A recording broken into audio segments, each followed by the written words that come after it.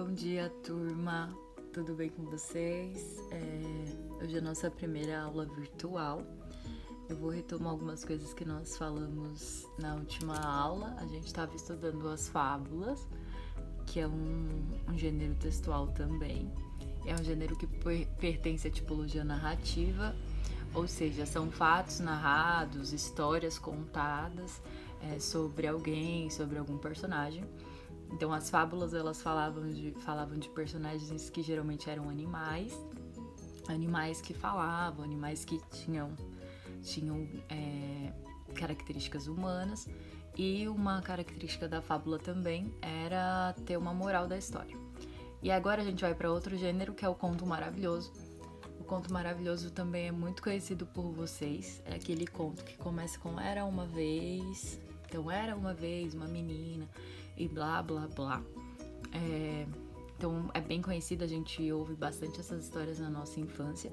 A característica desse conto é ter uma situação inicial.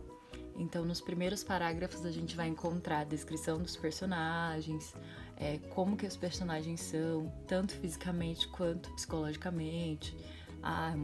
Uma criança alegre, uma criança magra, não sei. O tempo, geralmente é um tempo passado, por isso que começa com era uma vez, aconteceu há um tempo, então foram histórias que aconteceu há bastante tempo. E o espaço, que é onde acontece a história. Pode ser uma floresta, a casa, um casebre, então depende muito do lugar. Dentro desses primeiros parágrafos, a gente precisa apresentar os personagens, o tempo e o espaço. Depois disso, a gente tem na história o conflito.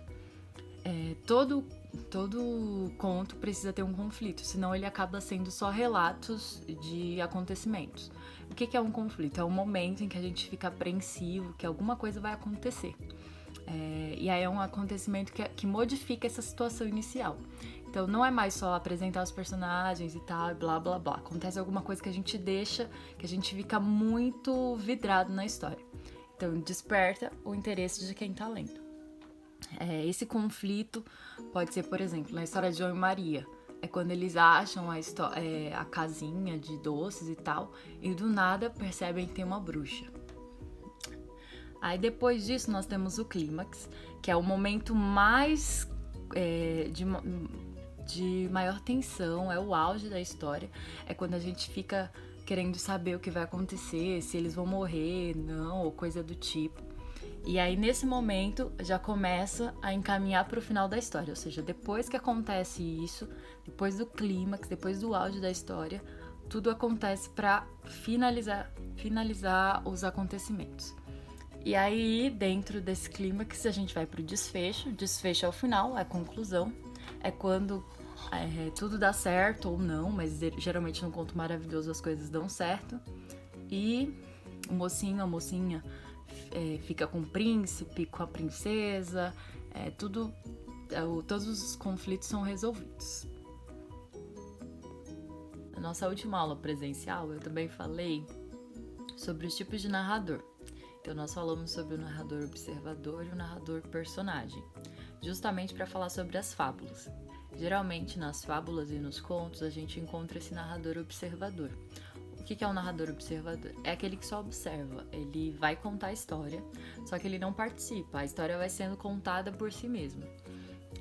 E os verbos são em terceira pessoa, por exemplo, Ana foi à escola, ou Ana estava em casa. Então os verbos sempre ficam em terceira pessoa e o narrador não participa da história.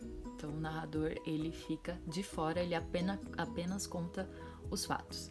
E o narrador personagem, a gente não encontra muito em contos, mas é um tipo de narrador.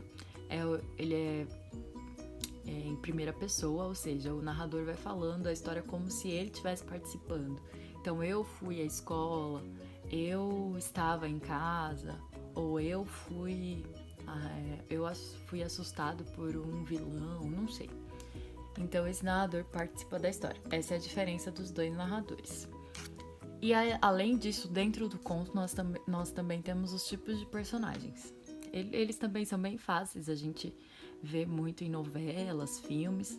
Então nós temos o protagonista, que é o mocinho ou a mocinha, o príncipe e a princesa.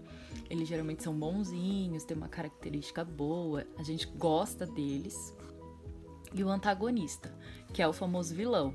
Lobo mau, bruxa, é aquele personagem que a gente não gosta, que faz coisas ruins e tal. E dentro desses personagens, a gente tem os personagens secundários, que são aqueles personagens que não são principais, mas eles têm bastante importância, mas eles não são os personagens principais. Por exemplo, o pai da Cinderela, as irmãs da Cinderela, não são personagens principais, são personagens secundários.